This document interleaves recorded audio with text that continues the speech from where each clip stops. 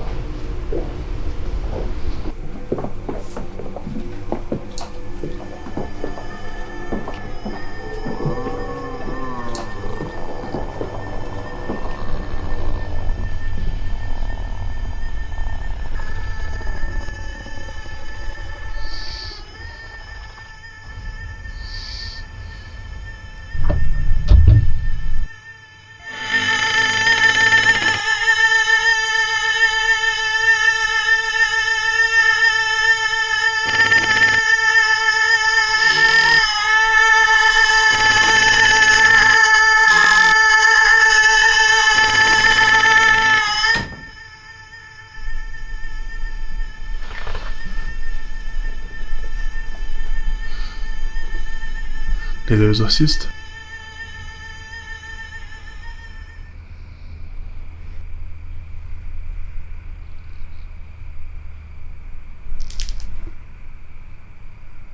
Nossa, que livro assustador do caramba. Tem que parar com essas coisas.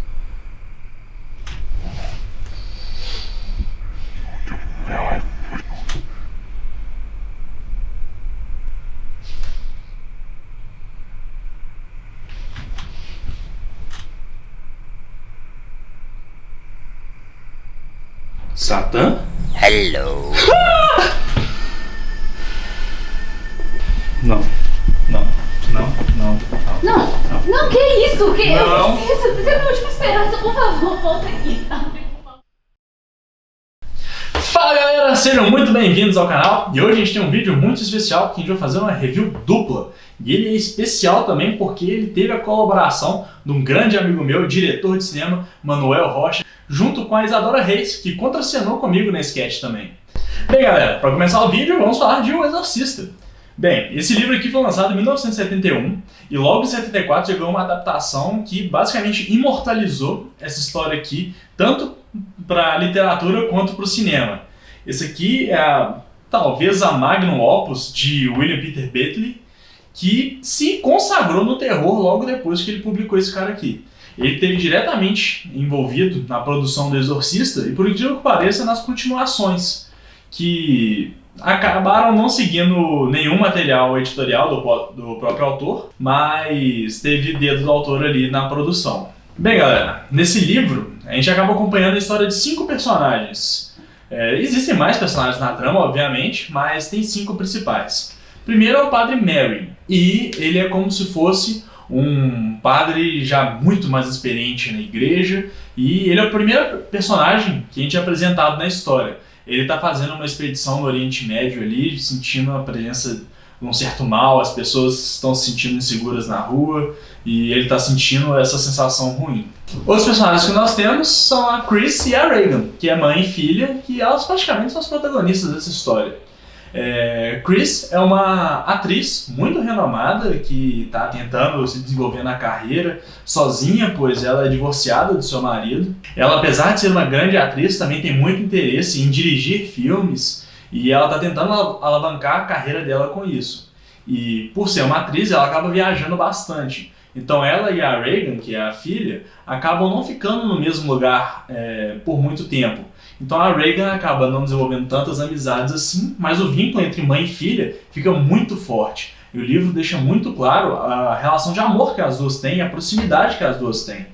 Regan passa o dia em casa preparando presentes para a mãe, elas combinam de ir ao cinema juntas, saem juntas. Realmente é uma relação muito próxima de mãe e filha. Regan, agora falando dela, Ela é a garota que é possuída, mas eu vou falar um pouco mais sobre como é que isso aconteceu tudo um pouquinho mais pra frente. Outro personagem interessante que nós temos é o padre Damien Caras, que é um padre, que ele é um ex-pugilista, mas ele teve quase que um rompimento com a sua própria fé. Ele continua sendo um padre, né? Mas ele tá com a fé abalada, né? Depois da morte da própria mãe. Então ele acabou até se afastando um pouquinho ali do culto religioso mesmo, mas segue sendo um homem de fé, digamos assim. E o último personagem que nós temos é o detetive Kinderman, que ele aparece ali na história fazendo uma investigação em cima do assassinato que aconteceu. Bem, galera, agora falando da trama, eu acho muito interessante a forma que o livro apresenta o tema pra gente. O livro já começa com uma troca de cartas, que não tem nada a ver com a história, mas é uma troca de cartas feitas entre dois soldados contando sobre barbaridades que eles fizeram. E tem um parágrafo falando sobre as barbaridades também que foram feitas durante os regimes comunistas, Auschwitz, esses lugares todos. E como lidar com esse tipo de coisa. Acredito que esse texto tenha vindo logo de cara no início do livro para já deixar o leitor alarmado aqui, tipo assim, o mal existe. Como nós vamos interpretar isso? Bem, agora vamos falar um pouco do enredo. Chris, uma grande atriz, está em Washington fazendo um papel. Ela está liderando o time de atores de um filme e ela é a atriz principal. Junto dela tem o seu produtor, o Burke, que é um cara extremamente detestável. Ele é alcoólatra, trata todo mundo mal, tem acesso de raiva, é até um pouco violento. E Chris se muda para Washington para fazer essa produção junto com a sua filha e leva seu grupo de empregados consigo. Ela tem mais 2 ou 3 empregados, estou na dúvida agora.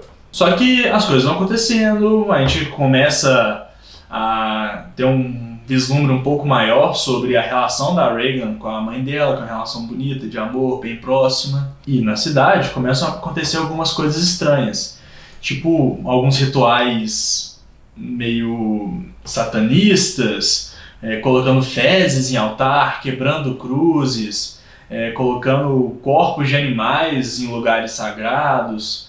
E isso começa a alarmar tanto a polícia quanto as próprias instituições religiosas ali da cidade. Para começar a investigar tudo isso, é ativado o detetive Kinderman. Começa a dar uma investigada. Outro personagem que é apresentado pra gente é o padre Damien Caras, que ele tá num estado meio desolado mesmo.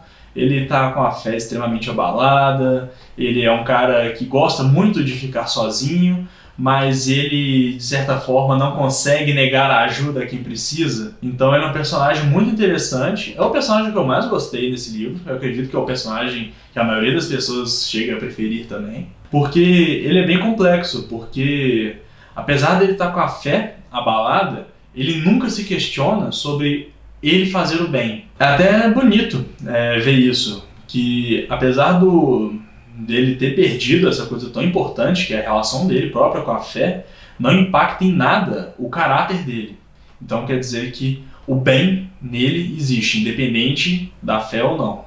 Bem, só que do nada as coisas começam a dar uma mudada. O temperamento da Regan começa a ficar um pouco mais agressivo, ela costuma ser um pouco mais ríspida com a mãe, ela começa a relatar coisas estranhas acontecendo com ela também, mobília saindo do lugar, barulhos estranhos acontecendo durante a noite, que inclusive a própria Chris acha que são ratos, mas os seus criados insistem que não é e colocam até armadilhas de ratos pela casa inteira de forma desnecessária. E a Chris começa a achar que a Regan está ficando doente. Começa realmente um trabalho investigativo clínico para tentar entender o que está se passando pela menina. Ela passa por diversos e inúmeros experimentos clínicos, vários exames, inclusive vários exames bem invasivos, para tentar descobrir o que está acontecendo. E inclusive a própria Chris tenta trabalhar esse problema da Regan com a psiquiatria e com a psicologia, mas nenhum profissional da saúde consegue identificar o problema da Regan. E as coisas estão se alarmando bastante. A Regan está ficando muito agressiva. ela começa a ter acesso de raiva, começa a ferir as pessoas. E todo mundo fica pasmado, tipo, meu Deus, o que está acontecendo com essa garota? Até que o produtor da Chris, o Burke, ele é encontrado morto. E ninguém sabe como ele morreu, mas ele foi encontrado nas escadarias que ficam do lado da casa da Chris. Então o detetive Kinderman, ele entra em ação e vai até a casa da Chris para investigar, fazer perguntas. E ele, de certa forma, começa a suspeitar que possa ter sido a Regan. Só que a Regan está inacessível, porque ela passa a maior parte do dia extremamente dopada por medicamentos para ela ficar contida. Mas a Chris não está aguentando mais. Ela não aguenta mais ver a filha daquela forma. Ela, mesmo sendo agnóstica, digamos assim, talvez ateia, apesar de ter tido uma criação cristã, ela recorre ao padre Caras, que é um padre novo na cidade. E ela está querendo deixar toda a situação da filha dela bem sigilosa, porque como é uma figura pública, uma grande atriz, qualquer sinal que a filha dela poderia estar tendo esses problemas, inclusive que a filha dela teria possivelmente assassinado um homem, geraria muito furdúncio, todos os tabloides iriam atrás da Regan e a Regan não teria mais sossego. Então ela vai, até de certa forma relutante, atrás do Caras para pedir a ajuda dele. E aqui entra uma coisa que é muito interessante do livro, que é a forma que o livro aborda a religião. Que nem eu disse no início, o livro, apesar de tratar sobre temas religiosos, ele não é um livro religioso. Ele trata a fé quase como se fosse uma ciência. Então o padre Caras tem que fazer uma grande investigação sobre o que está acontecendo com a garota e descartar toda e qualquer possibilidade de ser um caso de doença e não de possessão. Mas o Caras consegue juntar evidência suficiente com muito custo. Ele pede ajuda dos outros padres, então na mesma paróquia que ele está, e ele consegue a autorização do Vaticano. Só que o Vaticano, apesar de autorizar o exorcismo, não autoriza o Caras a fazer o exorcismo. Ele pede pro padre Merrin vir fazer o exorcismo. O mesmo padre que é apresentado pra gente no início do livro. Então Merrin chega e eles são autorizados a fazer o exorcismo e fazem o exorcismo da garota. Só que, fatalmente, os dois acabam morrendo durante o processo. Só que o Caras, ele morre de uma forma diferente. Porque antes de morrer, ele faz o demônio o possuir e ele se joga da janela. Bem, essa é a história do livro. E a história do filme, que é uma adaptação bem fiel. Mas agora eu vou contar um pouco mais sobre minha experiência pessoal lendo essa história. Esse, sem sombra de dúvida, foi o livro mais assustador que eu já li. É muito interessante ver em várias partes do livro como que o mal ele é retratado. Porque a gente claramente tem uma dualidade nessa história. De um lado representado pelo Caras e de outro lado representado pelo demônio, que nessa história é o Pazuzu. É muito estranho, porque quando os diálogos são escritos para ser a Regan falando, você recebe eles de uma forma. Mas quando os diálogos são escritos com o demônio em posse da Regan, você lê aquelas páginas realmente com medo. Eu ficava realmente assustado lendo essa história, principalmente à noite. E até um caso engraçado, que minha vizinha de cima, ela não sei se ela estava de mudança, se ela estava com um sono muito leve, se ela estava com piriri, mas nossa senhora, toda hora caiu um negócio, tinha passo andando em cima do quarto, e toda hora eu tomava um susto lendo o livro, porque esse não é um livro, e eu acredito que a literatura de terror no geral não é um livro, não é uma experiência de jumpscare, não é uma experiência de susto, mas só é aquele terror que fica com você depois que você fecha o livro. A forma que essa história é contada, ela começa a nos fazer questionar sobre a nossa própria fé e sobre a existência do mal e do bem. Então eu acho que é um livro muito poderoso, principalmente por conta da fama que ele ganhou, né? Porque ele popularizou de muitas formas o gênero de terror, tanto para o cinema quanto para a literatura, de um jeito bem acessível, porque se o autor tivesse escrito esse livro de uma forma que fosse um texto religioso, muitas pessoas não iam ter interesse nessa história.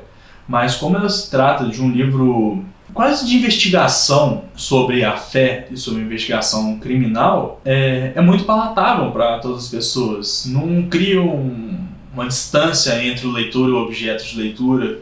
Então qualquer um pode pegar esse livro e gostar dessa história sem nenhum conhecimento prévio, sem ter que ter uma inclinação ou não a alguma religião.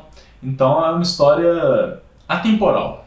Uma coisa que é interessante a gente falar desse livro também, que o autor, ele na verdade criou essa história baseada em fatos reais, sobre uma história que aconteceu previamente. Essa história é contada nesse livro aqui, Exorcismo.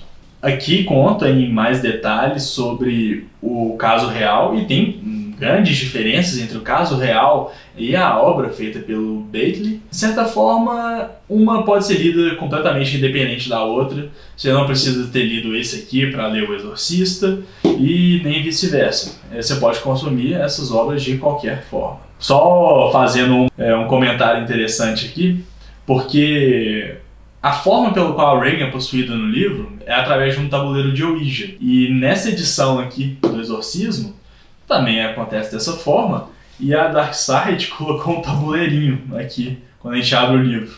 Então, acho que é um detalhe muito interessante dessa edição. Bem, galera, agora dando sequência, nós vamos falar de Legião.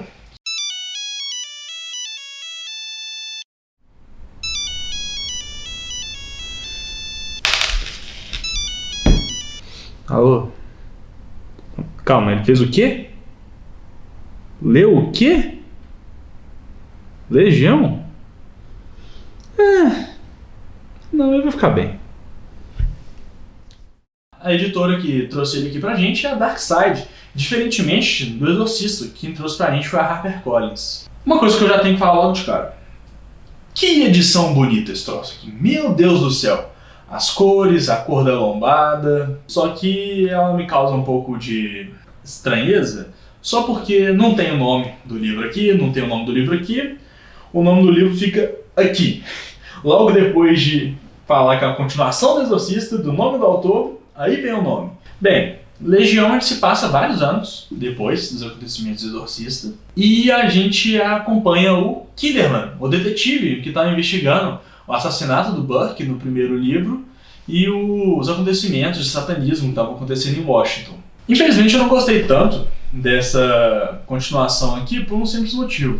Diferentemente do Exorcista, o autor ele escreveu essa história aqui para ser uma história de investigação policial, não uma história de terror. Então a gente acompanha o Kinderman fazendo investigação sobre um cara chamado o Assassino do Signo. A gente acompanha o Kinderman e ele está fazendo uma investigação sobre casos de homicídio. E esse caso é curioso porque a forma que esses homicídios acontecem é muito parecida com a forma que um serial killer, que já foi dado como morto há muitos anos, fazendo a inscrição do signo de Gêmeos nas próprias vítimas. E esses assassinatos que aconteceram, eles são assassinatos extremamente brutais. E o Kinderman começa a evoluir sua investigação e tentar achar o culpado, e um suspeito leva ao outro, uma testemunha te leva a um lugar. Realmente é uma história interessante de se acompanhar no quesito de investigação policial. O que eu não gostei nessa história?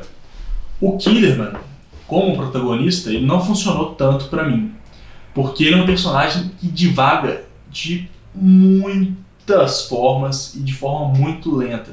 Às vezes, você ficava lendo durante 4, 5 páginas sobre ele falando de uma espécie de peixe, até ele chegar na conclusão do pensamento dele sobre o bem e o mal, e o que é o correto e o que não é. De certa forma é interessante ver toda essa digressão que ele faz, mas cansa demais. E ele faz isso durante o livro inteiro. Tem toda a questão também da expectativa frustrada, porque eu fui atrás desse livro, inclusive, olha essa capa daqui, né?